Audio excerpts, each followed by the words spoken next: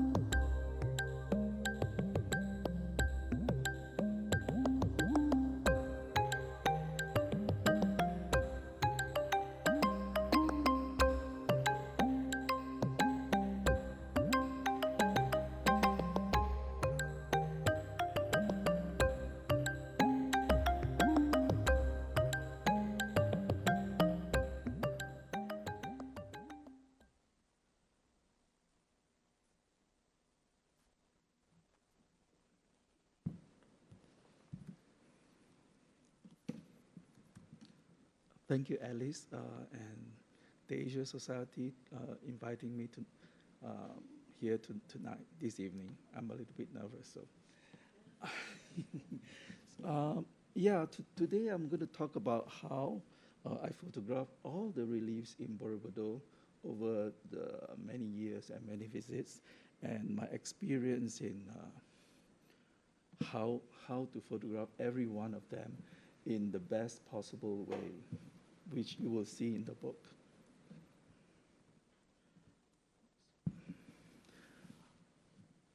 Now I would like to introduce TK Sabapathy, who is here with us from Singapore. Hello, Sabapathy, how are you? Richard, I'm here, and I can hear you. Hello, everyone else. Welcome. Okay, Glad to be with you. let's start.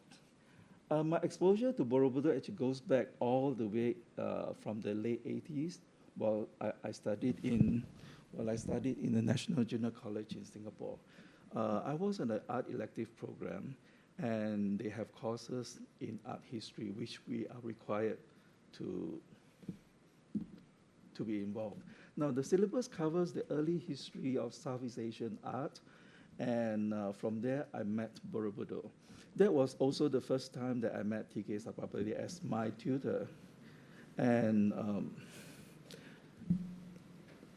I remember he used to show slides of Borobudur, especially the reliefs. I was very fascinated with the reliefs slides that he showed on screen during his lecture. So one of the reliefs that strike me is the Dream of Maya. Okay, in the book, it is named The Conception. Let me find the slide.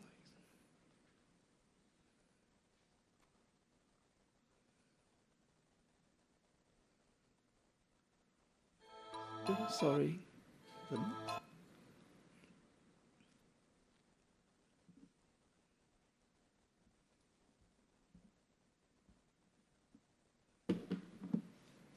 Can we have the next slide?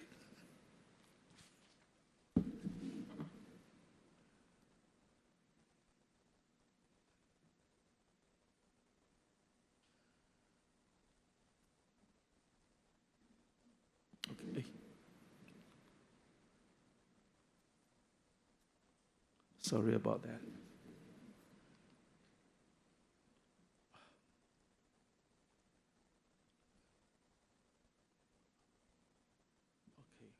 Okay. So this is a Dream of Maya, the first relief that I was exposed to. Now, in those days, we only see them on the screen, and I think those photos were from the restoration photos from the 1920s. So they were black and white, and they're not very clear, but yet I was very fascinated by it. So in the late 90s, after I graduated from the School of Architecture, I make a point to visit Borobudur. And during the same visit, I also went to Candi Mendut and the Chandis at the Dieng Plateau and Prambanan. I think most of you will also know Prambanan. I prefer to call it Lara Jongra. I think it's a nicer name.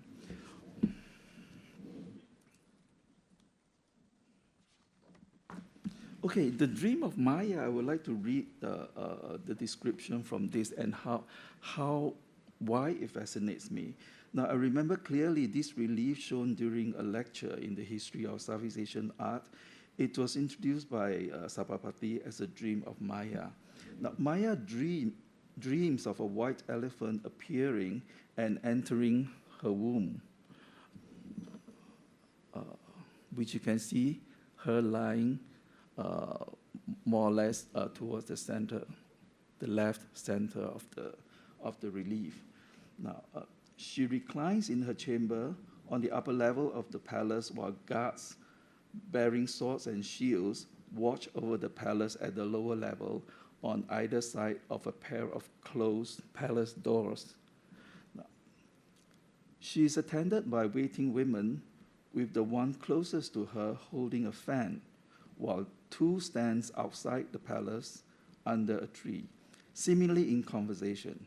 At the head of a bed is a lamp and a water jar containing a lotus. Now, as I describe it, you could see these details on the relief. The Bodhisattva in the form of an elephant in Maya's dream is depicted on the upper left corner of the relief, surrounded by flowers and shaded by an umbrella. Below the elephant are three figures paying homage. In front of them, a stem terminates in a giant lotus. You can see it's actually a very long stem in front of the elephant that goes all the way from the bottom of the relief to the top. On the top of the lotus is a lapis lazuli bowl mentioned in the Pali text, containing a drop of lotus honey placed by Brahma as an offering to the Bodhisattva. One of the figures is holding a lotus and the other makes a samba. On the far right, a bearded man and soldiers are seen under the tree, and they stand and sit holding weapons and shields.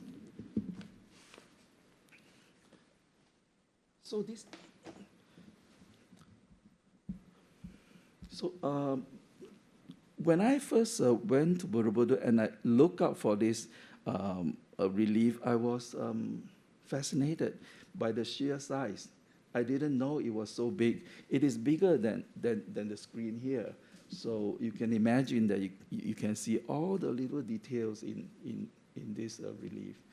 Now, after practicing about 10 years in architecture after I graduated, I started to pursue photography.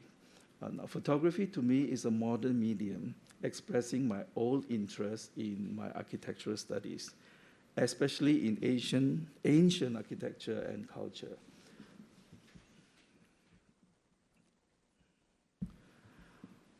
It's not until 2003 that that I was reminded of Borobudur again. I had a chance to photograph the Amanjio, which is next to Borobudur, and subsequently, I started to work with the Aman Resorts and brought me back to Borobudur many, many times. And these visits rekindled my interest in Borobudur. And I at that time wished to systematically photograph and document all the 1,460 reliefs in Borobudur. And I've done it many times over since then. And this book took more than 2 decades to be published. So how it got published? Now, with my photography work, one day I met Oscar Riera Ojeda.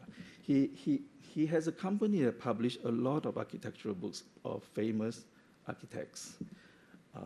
So he wrote to me and asked me for permission to use some of the photographs of Amangiri Resort in Utah in the U.S. So it's published they are published in Wendell Burnett's monograph. So since then we know each other and we became friends. So during the COVID, when the world stands still and we all have nothing to do, so we talk about it again. We talk about making a book. So at first he was saying that, oh, why don't we do a book on my architectural photography and all that? But I wasn't really excited about it. Then I remember that I want to do this book for many years. So, well, we decided to work on this book and publish it.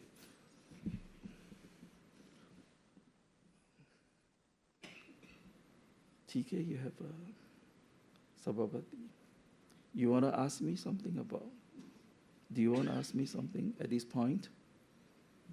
Not quite ask, Richard, but perhaps I could expand a little on your introductory remarks, if I may.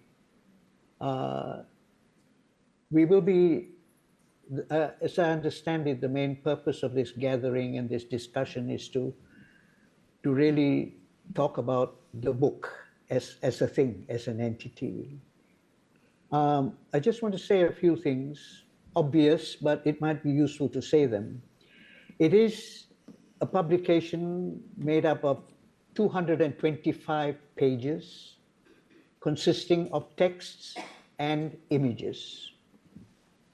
The photographic images, which you have talked about and introduced already, are dominant, and the images are particularly devoted to and focused on one zone or one belt in Borobudur, which you are going to illustrate and talk about and say why. And this illustration that you are projecting right now is almost prototypical of the layout of these representations. At the very edges, at the top, on the right, the left, and at the bottom, we can discern a frame, literally a frame within which is contained various sort of sectionalized representations. You highlighted Maya, the queen, in her bedchamber, occupying a frame within a frame in the upper zone with her attendants, and then all the supporting casts which you have vividly described on either side, and enabling the luxury of a palatial setting and the luxury of a queen, of what it is to be a queen and to be attended to by the queen. So these are the kinds of framed reliefs that your book is primarily concerned with, one zone. It might also, Richard, and for your audience, some of whom probably know this already, that publications on Borobudur are numerous, and they have always been there throughout the 20th century. And these publications have been issued for various kinds of readership, from scholarly readership to travelogues to ministerial propagation of the rich heritage of Indonesia.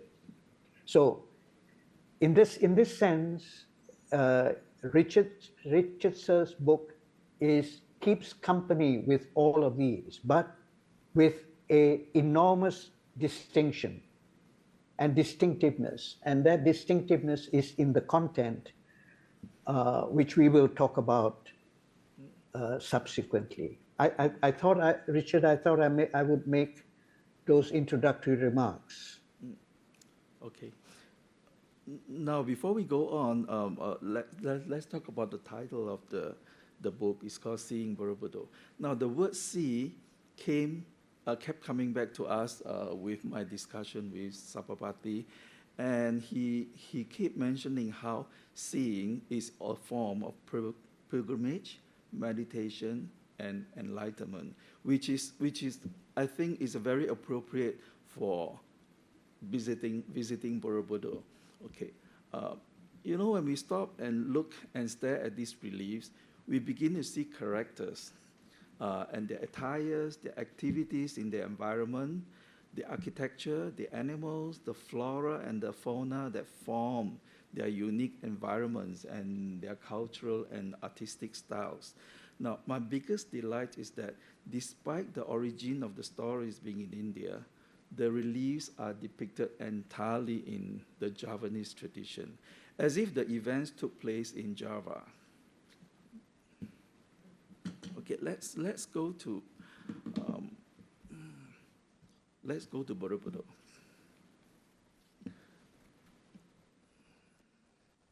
Okay, I'll show you some of the general photographs of Borobudur as we visit them from the outside and slowly work ourselves to inside Borobudur. This is a picture taken from the Amanjiwo. Now, the Amanjiwo was purposely designed to pay homage to Borobudur. So you can see that it's right in the middle. The monument is right in the middle of the entrance when you look at as you enter the resort. this is a view from a little hill across Borobudur, which we could see the silhouette of Borobudur from far, which we don't normally see because when we go to Borobudur, we go straight into the compound. So we go straight into the compound, and as we walk closer, we could see the Borobudur as a mountain, as Mount Meru. It symbolized Mount Meru. Then this is one of the 4 entrances in the cardinal directions that we can choose to enter it by any one of them, but the proper way is to go by the east entrance.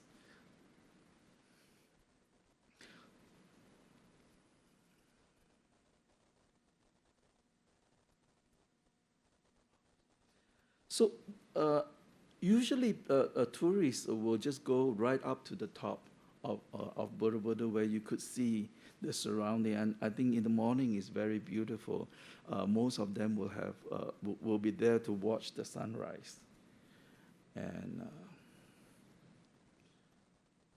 these are the stupas at the top of Borobudur. Now the mountain you see from Borobudur, there are 3 mountains actually surrounding Borobudur. They are all very important, and this is a big one. I was lucky on that day. When I was there, it was completely clear, and we could see a ring around the mountain, which we don't normally see, because when it's cloudy, you don't even see the mountain sometimes. Okay, this is a map showing the Borobudur temple. Now, what you saw just now is Gunung Sumbing to the northwestern side of Borobudur. And on the eastern side, you would have the Gunung Merbabu and Gunung Merapi. Why is important? Why is this so important in my journey with Borobudur, the photographing? I will explain later. It's due to the location of Borobudur temple. So in June, you could see sunrise rising from right in between the mountain of these 2, Gunung Merbabu and Gunung Api, I think. Or you could also see that Gunung Api is an active volcano. You could see smoke coming out of it most of the time. Okay, in the book you will see on the left-hand side. On the left-hand side is the plan of Borobudur, and on the right is a cross section of the Borobudur. Now let's zoom in into the plan of Borobudur. I don't know if you could see the small numbers indicated on this map now. This is the east entrance of Borobudur. As we enter and arrive on the first gallery, people we will just the correct way is to walk to the left, which you can see that first number here is actually number 1. Now the book contains the 120 reliefs which goes around the whole of Borobudur, and this is number 120. All right, this is the entire collection of the Lalita Vistara, the 120 of them.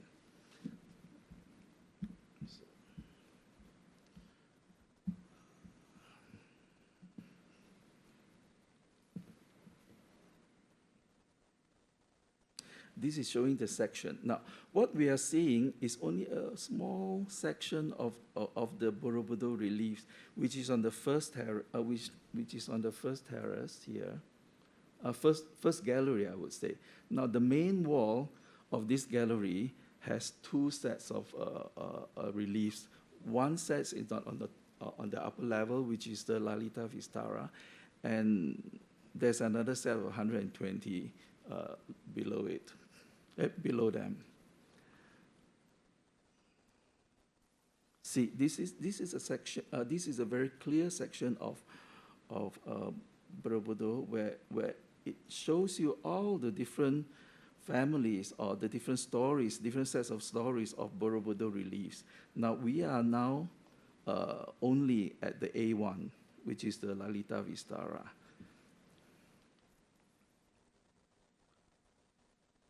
See, this is a photo of the first gallery. You could see the top level.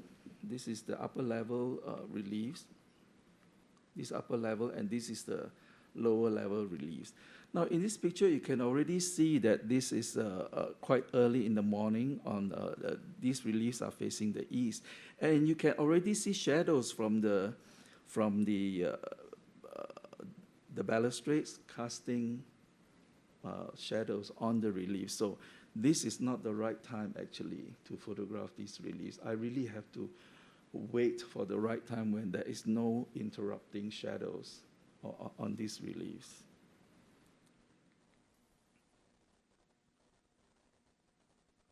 Okay, these two pictures showing the same relief but in different time.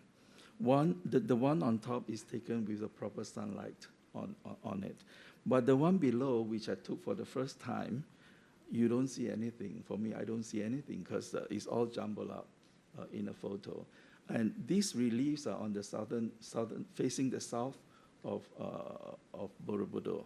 So after this, I was a little disappointed. I thought that I would never be able to complete all the Borobudurs because of this situation. Then I went back home and make a study.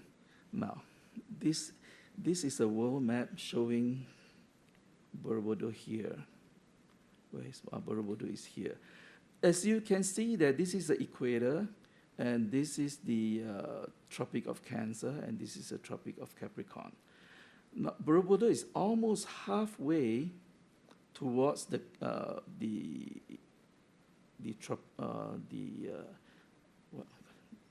tropics, the Tropic of Capricorn. So I figured I figured that in this map, I thought that the reliefs facing the south will reveal to me on the second half of we call it the winter solstice.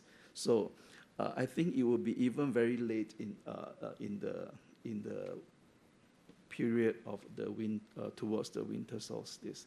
So I went back again in December the following year, and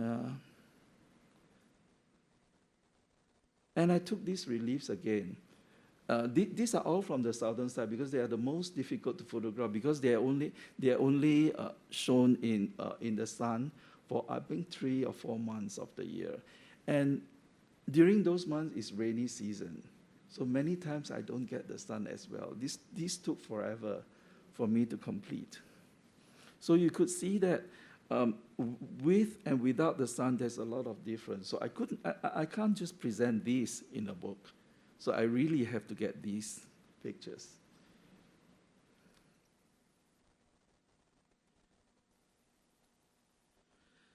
Now let's talk about. Let's highlight. Go to some of the reliefs that I really love in this book. This one is for the cover of the book, which is the release number 86. All right. So this is the original picture I took of this relief and how this is translated into the book that we have today, Seeing Borobudur.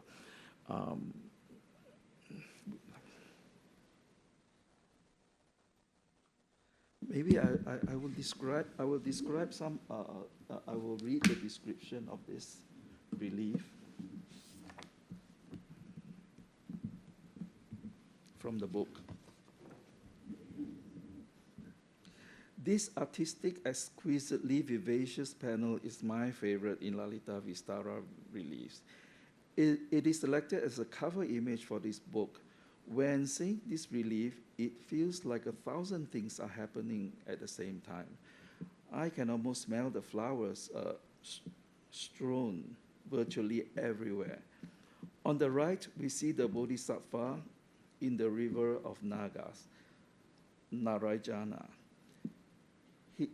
He's not shown taking a bath, but he stands bearing a nimbus in what we now recognize as a classic standing Buddha pose. On the very flat and thin lotus pedestal, he is robed by the sculptor translucently, right? That is the word from Sabapathy. With the tip of his garment in his left hand. His hair in a small snail shell curls covers his head, and usniza at the very top of his head. The lower part of the relief is taken up by the river. On the right, in the rocky bank, rises up with only one tree, and we see a pair of serpents. Now, this is the pair of serpents. And this actually represents, always in the reliefs, represent the rocky landscape. Whenever they describe a rock, you will see this, all right? These serpents are, we call them nagas, pushing their head adorned with jewels out of the water. Besides them, on the bank is the food bowl for the Bodhisattva. You know this bowl that Buddha carries whenever he goes. The Bodhisattva, not the Buddha. At this moment, he's not the Buddha yet. Further to the left is a forested landscape with trees and bushes. A pair of deers are gazing. On the fruit-bearing tree is a peacock. Now, oh, sorry.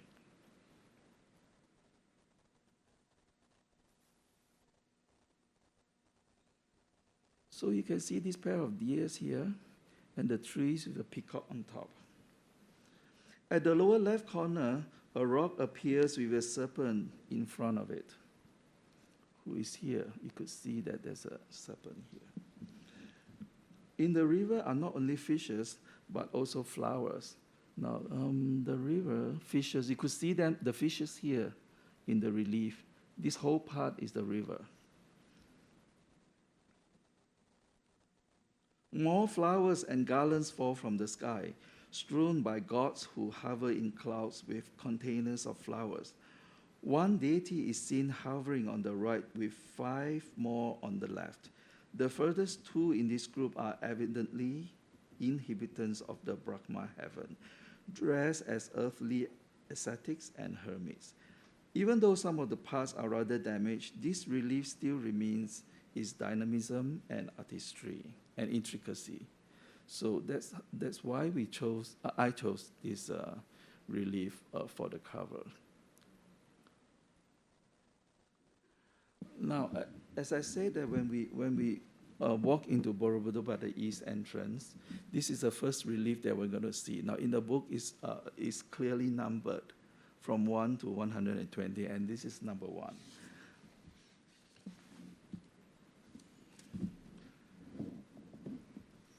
Number 1 describes the Bodhisattva into Siddha heaven.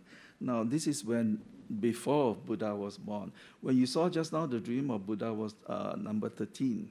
So this is before. So this tells the story of in the heaven, they are celebrating because they are going to send the Bodhisattva down to earth, and they're celebrating. In this relief, you could see musicians playing, and okay, I'm sorry. The Lalita Vistara begins here. This is the first upper main wall relief that we see as we step onto the first gallery from the east entrance of Borobudur. It depicts the grandeur and splendor of the magnificent palace in Tusita heaven, with the Bodhisattva seated at the center of the pavilion, surrounded by apsaras, musicians and dancers paying homage to him. These heavenly inhabitants are placed in two rows. The figures in the upper row are placed on clouds, giving the scene a heavenly touch. You can see here. No. We see performers with musical instruments such as veena, zither, flute, cymbals, and drums. The similar drums are seen in India and Sri Lanka today, even during the festivals.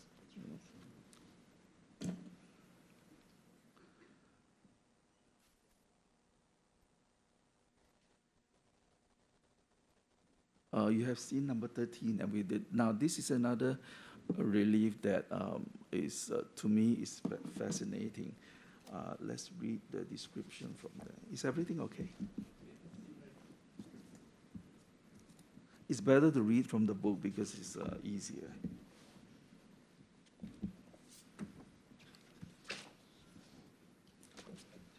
Okay. The birth of the Bodhisattva, which is an important event in Lalita Vistara. You know, without adequate light, we are not able to see these three important events in these heavily eroded reliefs. I have shown earlier, also comparing this, the two slides with and without the sun. Now, the birth, the bath, and the 7 steps of the young Bodhisattva. In the middle of the relief, the plaksa tree is decorated with hanging strings of jewels crowned with an umbrella. Let's see where it is. This one. This is a tree and crowned with an umbrella. The birth has just happened, shown by Queen Maya's posture. Her right arm raised and hold a branch of the plaksa tree. Now, this is Maya. She's holding a branch. One attendant supports her left arm. A second kneels before her with a water jug, and others are behind her. On the left of the plaksa tree, the bathing is combined with the 7 steps now. This is a bodhisattva, and the damaged figure of bodhisattva is seen making 7 steps, apparently in the 4 cardinal direction, where he sets his feet on 2 of the 7 lotuses that sprout out of jewel pots. On the left of this scene, a row of gods standing. Chakra or Brahma cannot be distinguished among these figures. Kneeling below them are women with high headdresses. They are probably the apsaras mentioned at the birth. This part of the relief is eroded, so it's not possible to identify the objects the figures are holding. This relief appeals to me very much because of the story of Buddha.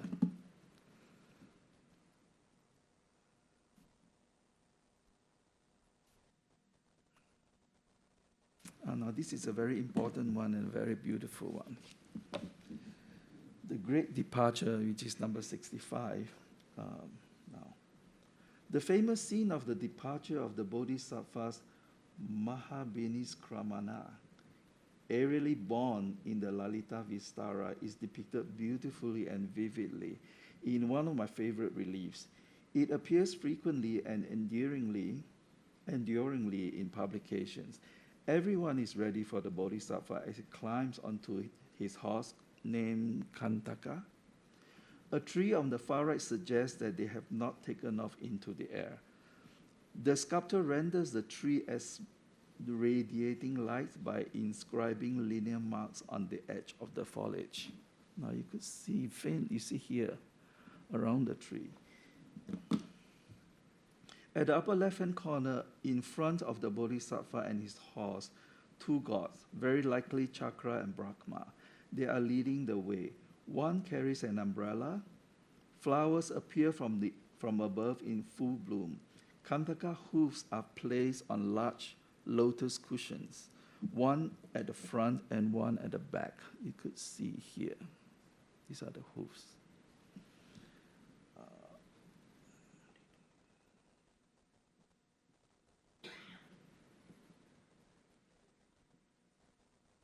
Okay. Then follows the company of gods in 2 rows, some with fly whisk and flowers on their hand.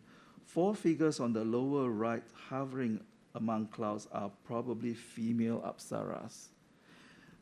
Even though their identities are not easily distinguished, the figures' postures are individually rendered. They are also coordinated to convey an unbroken momentum, sweeping the entire procession from the right end of the panel to the left. This is a dynamic sculptural representation of the departure. You could actually see the movements and feel the movements from left to right when he escapes and moves out of the palace in this sculpture, in this relief.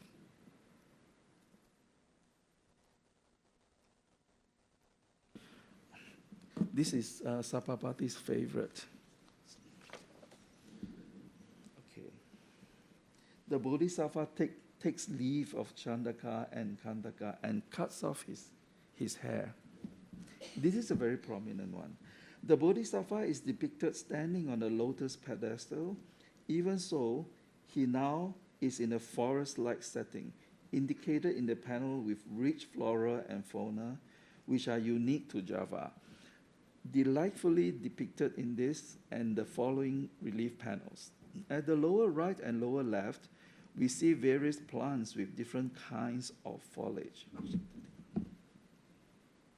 Lower right and lower left. Here. Right. In the preceding relief, the Bodhisattva had already bid farewell to Chandaka and Kantaka. However, they still appear in these reliefs. Chandaka kneels with a sword in his hand while Kantaka stands behind at a distance. Why are they present? In our view, they are there to bear witness to the transformation of Prince Siddhartha to a monk, thereby heightening the emotion content of this moment. Additionally, Chandaka received the prince's royal headdress to be brought back to the palace. Okay. On the right of the Bodhisattva are 5 figures of gods. 3 are standing while 2 kneel. The 2 kneeling figures, one of which bears a tray of flowers, are identified by chrome as Chakra, and his attendant, Airavata. Where is he? Here. On each side of the Bodhisattva borne by clouds are heavenly beings. One holds a ribbon, probably hair ribbon, while the other a dish with coiled up mass of hair, representing the collection of Bodhisattva's shorn hair. Nowhere else in this series is the Bodhisattva represented in the Tribhanga pose. Okay, you could see this is the Tribhanga pose. One of the most artistic display of human figure. It is derived from traditional Indian classical dance.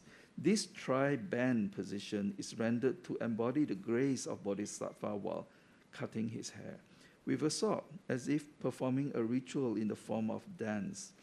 The surface around the Bodhisattva is kept clear and unadorned in order to enhance the prominence of his presence and action, as well as to accentuate the sense of movement. As an ideal, the Tribhanga goes back to at least 2,000 years in Indian art and is transmitted through religious art into East and Southeast Asia.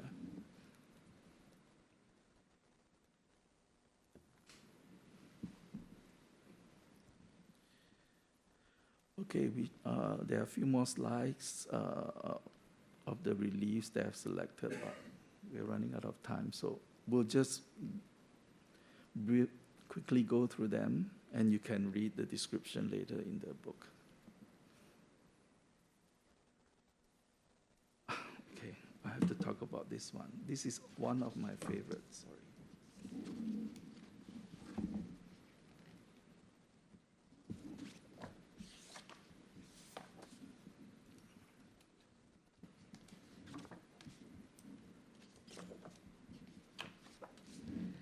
But to me, this is a very simple and yet magnificent relief. depicts the god decorating the Bodhi trees in preparation for the Bodhisattva attaining enlightenment. There's no throne in this relief as described in the text. However, the decorations on the trees and the activities depicted under them are a visual feast. There are three stylized Bodhi tree in the foreground and more in between them in the background. They are each almost symmetrical. The leaves and the branches are decorated with jewels, bells, and crowned with an umbrella. Okay, wait. This is the umbrella. These are the umbrellas.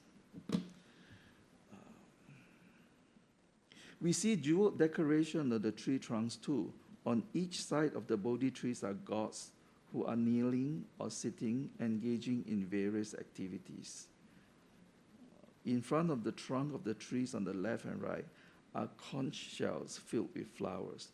The sculptors have successfully displayed a sumptuous, festive mood in this relief. Do you agree?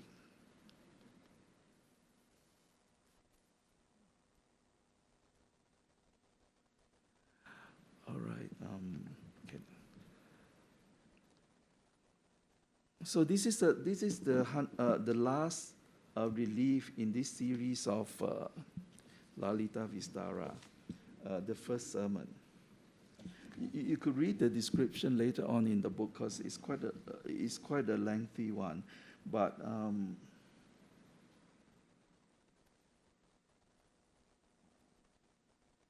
I have quoted N.J. Crom's translation in its entirety because it matches the reliefs in detail and complexity. All right, you can read the rest in the book.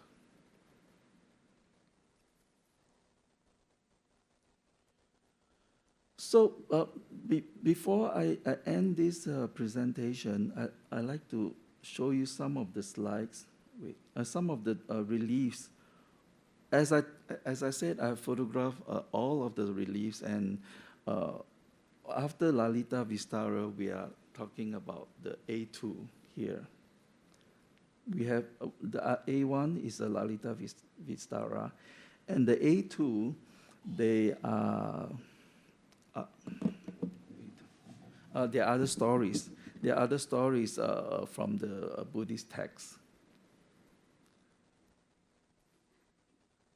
Okay, I'll just show you quickly the rest of the slides, the reliefs. You could see that they are all very beautiful, and they are done by different artists and different sculptures. So you could see some distinct difference between all of the reliefs. This one I like very much because of this. These are we call kinaras, which only appear, I think, in a couple of reliefs, and they are very beautiful, depicted in the reliefs.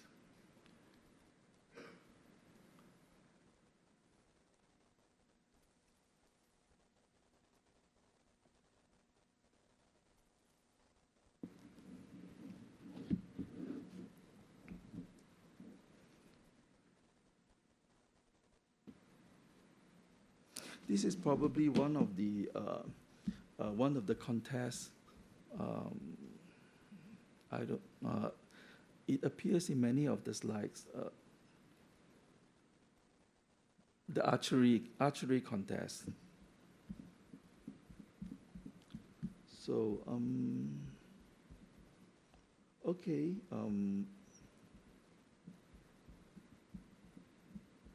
Before I conclude this presentation, I'd like to thank personally Miss Trina Ebert here. She was the executive director for the Amman Resorts. She gave me the biggest support over these many years. Without her support and encouragement, I would have given up halfway. I mean, if you can imagine the first day when I saw the reliefs facing the south, I was totally disappointed. I thought that I would never be able to photograph them. So, okay, that's all. Thank you very much.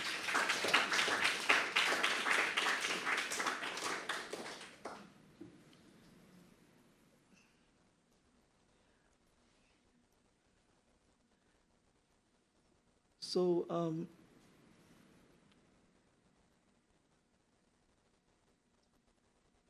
Sabapathy, you would like to say something before we go to the question and answer session?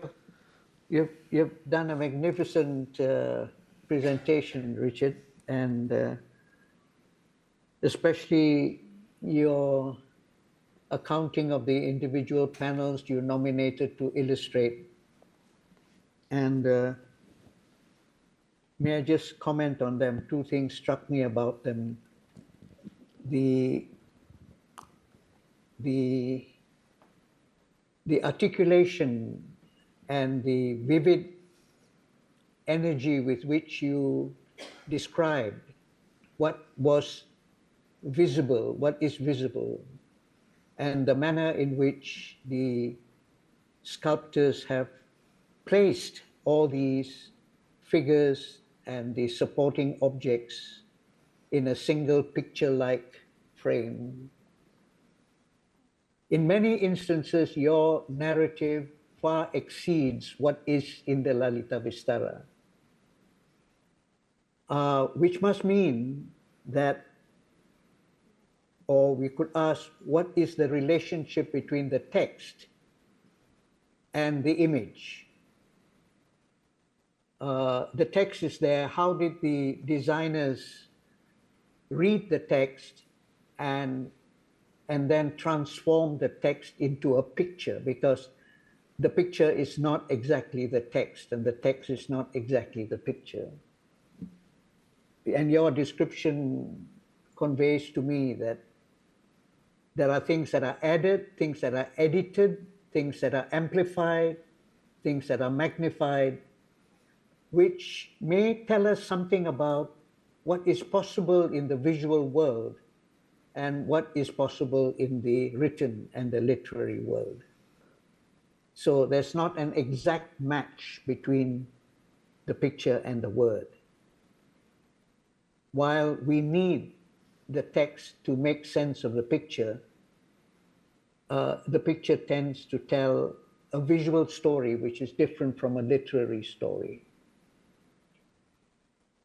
I think we might like to keep that in mind, and I may point out that this is borne out in the publication itself, because you quote the text from the Lalita Vistara translated by Crome, and then you juxtapose the textual paragraph with your description of the panel. So that there are two texts there, and I think for the viewer, the reader, this will provide a rich representation of slipping into the image and seeing it.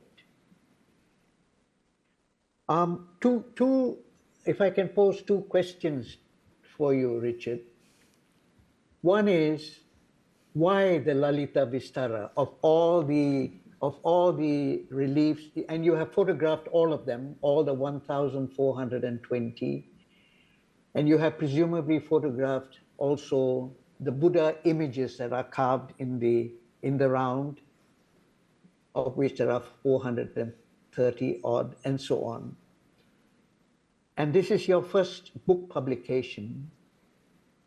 Why have you opted for the Lalita Vistara? What are you just partial towards it? Is there something that reached out to you and you reached out to this series? Both as a visual series as well as photographing them. Because in photographing them, you are looking at a picture through the aperture of a camera, which is already making of a picture. So you are producing an image from an image, or a given image. Okay, but why the Lalita Vistara? Okay. The first Could you reason, say something the about first that? reason is actually quite is logical. They are the first series. We are supposed to see them uh, when we visit Borobudur. But more importantly, I really love this series because visually the Lalita Vistara reliefs are very vivid narratives. Each panel shows a specific event or experience in the life of the Buddha and is arguably the most complete narratives spelled out closely to the written text. To me, it's the most logical and meaningful place for me to start the photography publication. And it has a beginning and also it has an end to the series, which is very, very precise in the Lalita Vistara. Yeah, okay, that makes sense to me. The second related to the Lalita, to that series and your photographic project, and it is to do with the whole thing, which is the book. Richard, why a book? I mean, today, I mean, you are a maker of images. I'm not saying that therefore you have no interest in words and text. Of course you do. But you are a maker of images. And we have now an amazing array of systems, apparatus to not only produce images, reproduce them numerously, almost promiscuously, but also to distribute them and reach out to known and unknown audiences, almost virtually borderlessly, limitlessly, and without any effort. It's just through a click of a thumbnail or thumbprint somewhere, and that's it. And here, Richard, you produce a book, for heaven's sake, you know, a book, and a mighty book in appearance as a physical entity. And you know, books are cumbersome things. You have to handle them, you have to open them, you have to close them, and then you have to shelve them, you have to place them somewhere, put them away. Boy, that's a lot of stuff you have to do with a book, man. But you don't have to do that with your little iPad or whatever it is that you want to carry in your breast pocket or hip pocket. So, Richard, why produce a book, and such a formidable looking book physically? Okay, there are two reasons. One of it is technical, I think, because in today's world, we have information from the internet at an instant, and we have a lot of the information. But it takes a lot of responsibility to make a book, because everything in the book has to be carefully selected, curated, and read over and over and make sure that there's no mistake in the book. Because once a book is printed, you cannot change it anymore. It's there forever. That is one reason.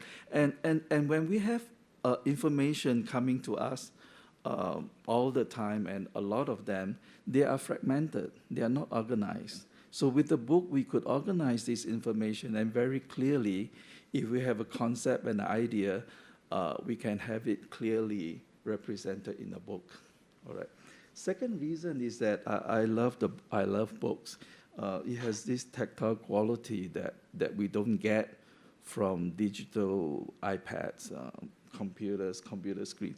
Even when I was reading the text from the book, I prefer to read from the book and not from the screen. And for a book, we don't need a password to open it. That's very important. Does that make sense? It makes sense to me, but then I, like you, am also a book lover, so I'm prejudiced and partial towards it. But we are also talking to, because I have students who sort of sniff at the idea of going to the library to look at a book. And they said, "What? A book?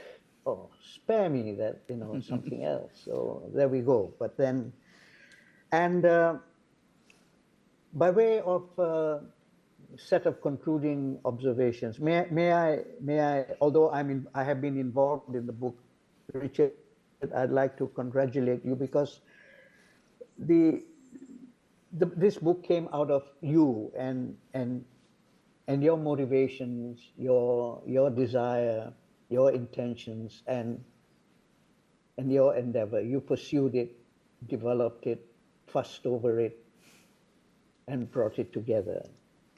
And I think it's quite a Richard is quite a good-looking thing, and it also is tastefully put together. Thank you. Congratulations, man. Thank you very much. I, I like to add something about the tactile quality in a book. Now, in this book, we chose to, me and the publisher chose to have a fabric cover. Now, this we can never have. We can never have this feel. Because the fabric actually brings out some of the texture. I mean, emphasize some of the texture of the reliefs. So without this feeling, there's no tactile quality in a book. Thank you. Okay. Thank you all. All right. Anyone want to ask any questions? Whether to me or to Sabapathy? To Richard, preferably. Thank you. Thank you very much. Thank you for joining us. I'll see you soon. Bye-bye. Bye-bye, Richard. See you soon. Bye-bye, everybody else. Thank you. Oh, you have a question? No, I have a question. Okay. Okay. Are you still online? Hi, Dr. Yeah. Sabapathy. My question is, I liked hearing the descriptions of the relief, but could we go back to the beginning? Could you talk a little bit about the artistic and cultural and religious significance of the site to place everything in context?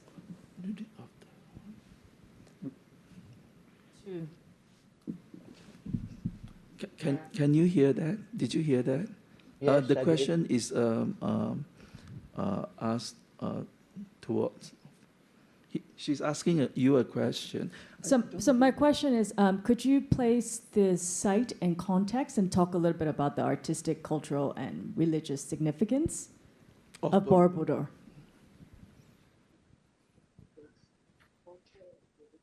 She means that the location of Borobudur, like what I described earlier, like is in the valley, surrounded by mountains. Is there any significant cultural significance in placing the Borobudur in that location in Java?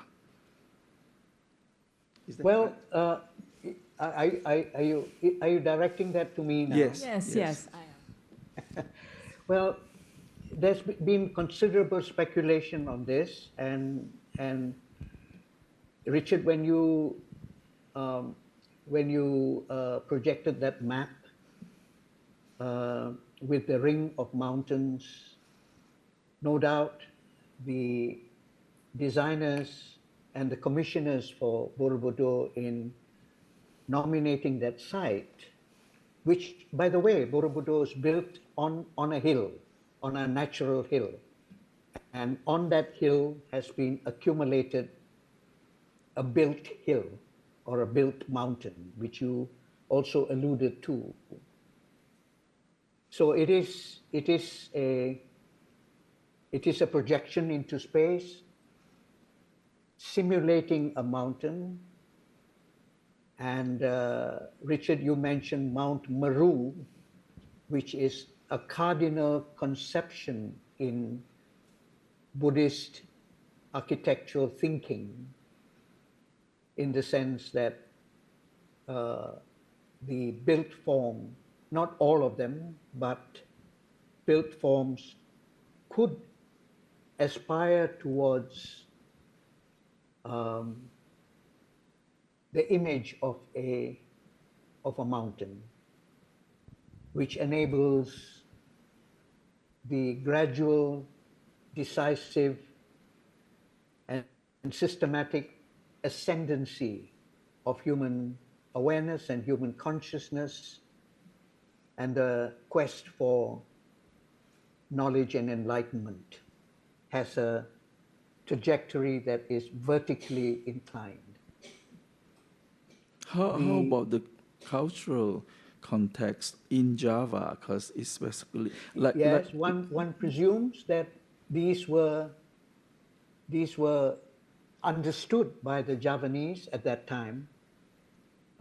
We are, in this sense, again, surmising, but I don't think too mistakenly, because there are no written texts that have survived on the making of Borobudur, the designing of Borobudur, or for that matter, its use. How might it have been used?